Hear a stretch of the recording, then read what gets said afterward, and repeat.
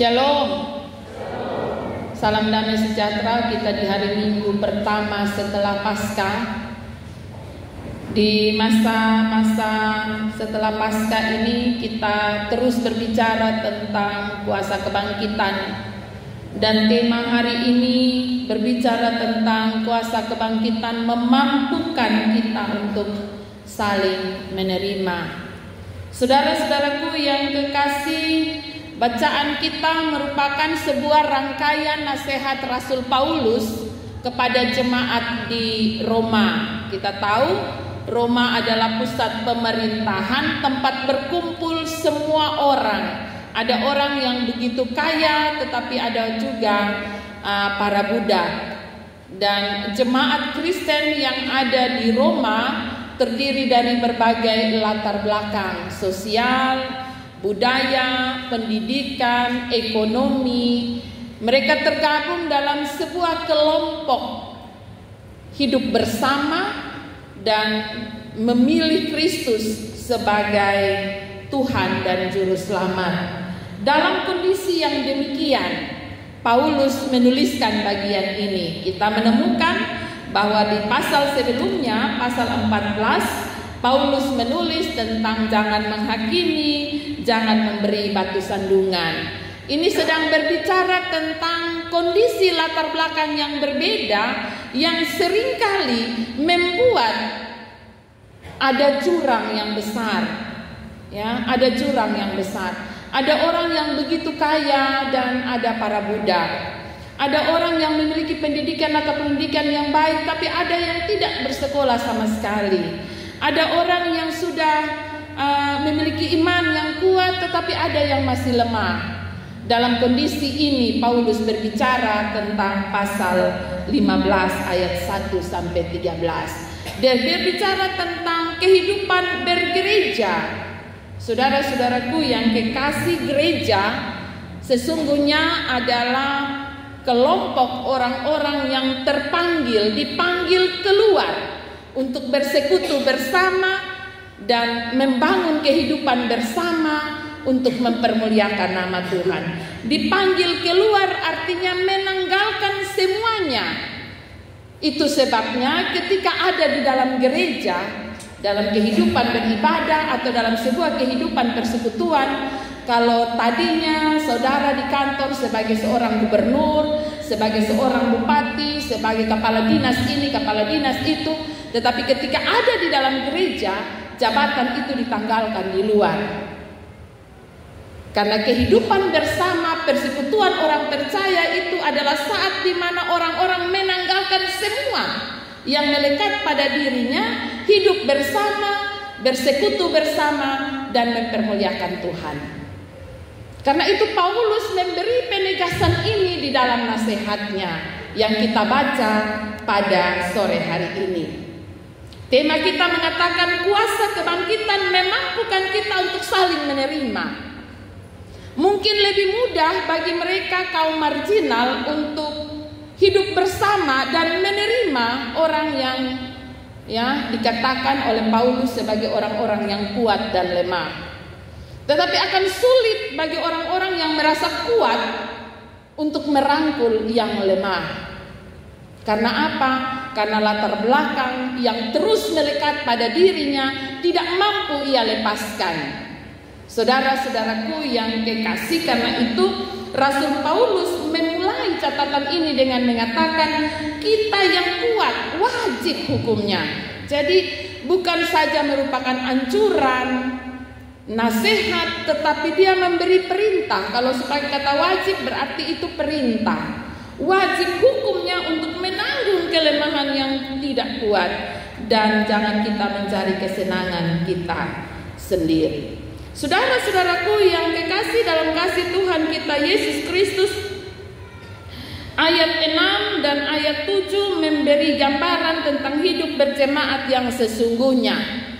Jadi dalam kehidupan berjemaat tidak ada anak emas dan anak perak. Tidak ada keluarga yang begitu emasnya sehingga kalau di dia mampandeta harus pi. Kalau di ini Nabi akan membiarkan bukti berdoa kasih sesudah. Tebet ada sibuk, padahal ada scroll HP. Ini hati-hati. Ini hati-hati. Kehidupan persekutuan berjemaat yang demikian menjadi sebuah bentuk keprihatinan dari Paulus ketika dia melihat kondisi jemaat di Roma. Yang mana di jemaat di Roma itu datang dari berbagai latar belakang. Ada yang berasal dari jemaat Yahudi yang disebut sebagai orang-orang yang bersunat, dan ada yang non-Yahudi yang disebut di sini sebagai bangsa-bangsa lain. Di mana ada semacam rasa keistimewaan, rasa istimewa dari jemaat yang berasal dari bangsa Yahudi. Mereka begitu bangga dengan kebangsaannya, latar belakangnya, sehingga membuat mereka menjadi superior dalam kehidupan berjemaat. Hal ini ditegur keras oleh Paulus. Bagi Paulus, jika kamu telah kuat bukan saja dari segi finansial, ekonomi, pendidikan, tetapi kuat dalam hal iman. Orang-orang yang telah dewasa di dalam iman, orang-orang yang telah lebih mengerti tentang Tuhan dan kasih Tuhan, maka kamu harus menjadi orang yang mampu menopang dan menguatkan mereka yang masih lemah, mereka yang belum terlalu kuat, bukan saja dari segi finansial, ekonomi, tetapi juga dalam kehidupan rohani. Mungkin mereka baru saja menerima Kristus, mungkin mereka baru saja belajar untuk mengenal Kristus dan seperti apa Kristus itu. Dalam posisi yang demikian, maka jemaat Tuhan yang telah lebih dahulu bertumbuh dan dewasa di dalam iman, mereka harus punya kewajiban untuk menguatkan, menopang, dan menuntun mereka yang lemah, yang disebut lemah ini, agar kehidupan bersama dalam kehidupan bergereja yang berdasar dan berlandaskan pada kasih Kristus, semua yang ada di dalamnya mampu mengenal dan menerima Kristus dengan baik. Itu yang disebut dalam ayat yang ke-5, 6, dan yang ke-7. Sehingga kamu bisa satu hati, satu suara memuliakan Allah dan Bapa Tuhan kita, Yesus Kristus. Ia memberi landasan atau alasan mengapa orang percaya itu harus hidup bersama dalam kondisi yang sama. Ayat yang ke-7 dia mengatakan, sama seperti Kristus telah menerima kita untuk kemuliaan Allah. Kristus dalam karya keselamatannya tidak pernah memperhitungkan siapa saya, siapa saudara. Siapa yang dosa lebih banyak, siapa yang dosanya sedikit. Siapa yang lebih sayang Tuhan Yesus dan siapa yang kurang sayang dengan dia. Dia melakukan karya keselamatan dan itu berlaku secara universal bagi semua kita, saya dan saudara. Dan karena itu bercermin dan meneladani karya Yesus ini, semua orang percaya yang diikat dalam kehidupan bergereja mestinya punya kehidupan yang sama. Saudara-saudaraku yang kekasih dalam kasih Tuhan kita Yesus Kristus, orang yang kuat secara ekonomi mesti memberi perhatian bagi yang lemah. Kalau nasihat pada pasal 14 dia sebut tentang jangan menghakimi, jangan menjadi batu sandungan. Kenapa demikian? Setelah ayat 14 berbicara tentang jangan menghakimi dan jangan menjadi batu sandungan, dia menuliskan di pasal 15 tentang yang kuat menopang yang lemah. Karena kondisi inilah yang terjadi pada masyarakat atau jemaat Tuhan di Roma. Orang-orang yang kuat secara ekonomi, finansial, dan pendidikan betul-betul menindas orang-orang yang disebut kelompok marginal, para budak, kaum-kaum yang lemah. Padahal dong satu gereja, dong satu jemaat. Tapi ketika mereka ada bersama, mereka membuat jurang yang begitu lebar, gap yang begitu lebar. Ini kelompok yang kaya, ini kelompok yang hebat, dan ini kelompok marginal, kelompok orang miskin, kelompok para budak. Dan itu terasa sekali dalam kehidupan berjemaat di Roma pada masa itu. Dan Paulus menasehati hal ini. Jika kamu ada dalam kelompok orang-orang kuat, Janganlah engkau menjadi orang-orang yang menghakimi yang lemah. Jangan engkau menjadi batu sandungan bagi orang lemah untuk tidak datang mendekat kepada Tuhan. Tetapi hiduplah dengan saling menopang sehingga kamu memiliki kehidupan bersama yang mempermuliakan nama Tuhan. Di ayat yang kelima, di dalam doanya Paulus memohon kepada Allah untuk mengaruniakan kerukunan. Kenapa dia meminta kerukunan itu hadir dalam kehidupan berjemaat? Karena itu sangat-sangat penting. Percuma kita ada duduk bersama di dalam gereja seperti sore hari ini. Kita duduk bersama di dalam gereja, ya, tetapi kita tidak bersatu di dalam hati kita. Ya. Kalau dia yang kita benci atau mungkin dia yang menurut pikiran kita manusia dia lebih lemah dari kita, begitu dia masuk kita mulai lihat dari dia pun kaki naik dia pun kepala, kosan dia mata sampai kapan dia duduk di mana kita lihat terus. Kenapa? Karena keegoisan dalam diri kita tidak tanggalkan ketika kita hidup dalam kehidupan berjemaat. Kita merasa bahwa semua yang melekat sementara ini pada kita mampu membuat kita menjadi lebih hebat, lebih kuat dari kelompok yang lain. Dalam kondisi yang ini, seperti ini, Paulus menasihati saya dan saudara. Nasihat ini juga datang kepada kita para presbiter yang menggunakan stola, yang menggunakan jubah. Kita diingatkan bahwa semua yang melekat pada kita adalah bagian dari amanat Tuhan. Bahwa kehadiran kita di tengah-tengah jemaat adalah untuk mempersatukan dan mempersekutukan.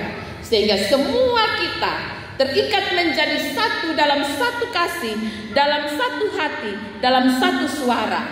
Bahwa apapun yang terpancar keluar adalah untuk mempermuliakan nama Tuhan.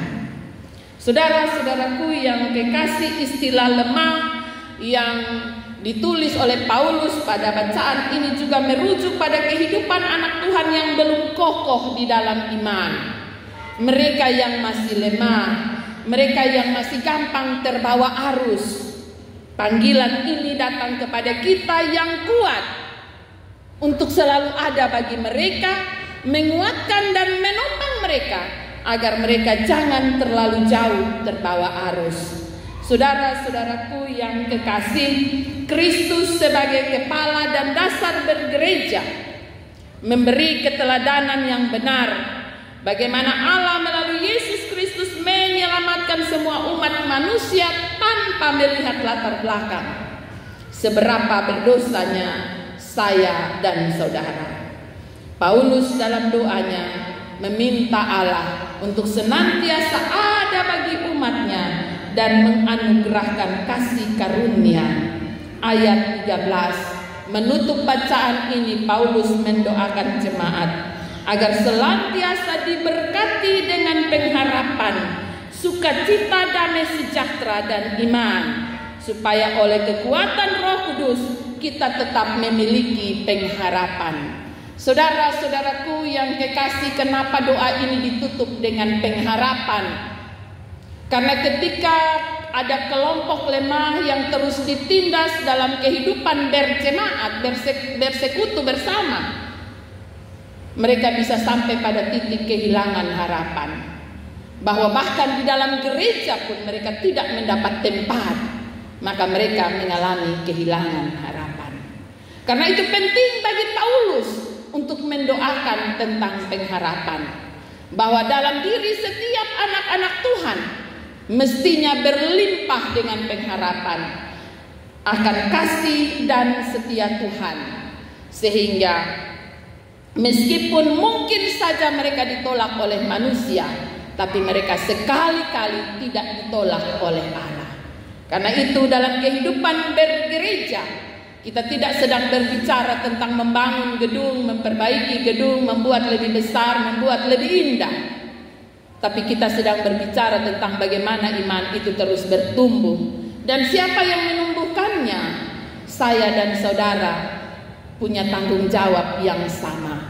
Kalau Allah telah melepaskan dan membebaskan kita serta menyelamatkan kita melalui kuasa kebangkitan, maka tanggung jawab itu datang pada saya dan saudara untuk juga menumbuhkan, menopang, menguatkan mereka yang masih lemah. Entahkah itu lemah secara finansial maupun lemah secara rohani. Tetaplah bergandengan tangan, karena untuk itulah saya dan saudara dipanggil menjadi gereja yang benar. Saya dan saudara dipanggil untuk terus saling menopang dan menguatkan, karena Allah akan memberkati dengan berlimpahnya dalam kehidupan bergereja yang ada dalam kerukunan dan penuh dengan sukacita serta damai sejahtera. Tuhan Yesus memberkati firman-Nya. Tuhan Yesus senantiasa menolong saya dan saudara. Tuhan Yesus memberkati kita. Amin.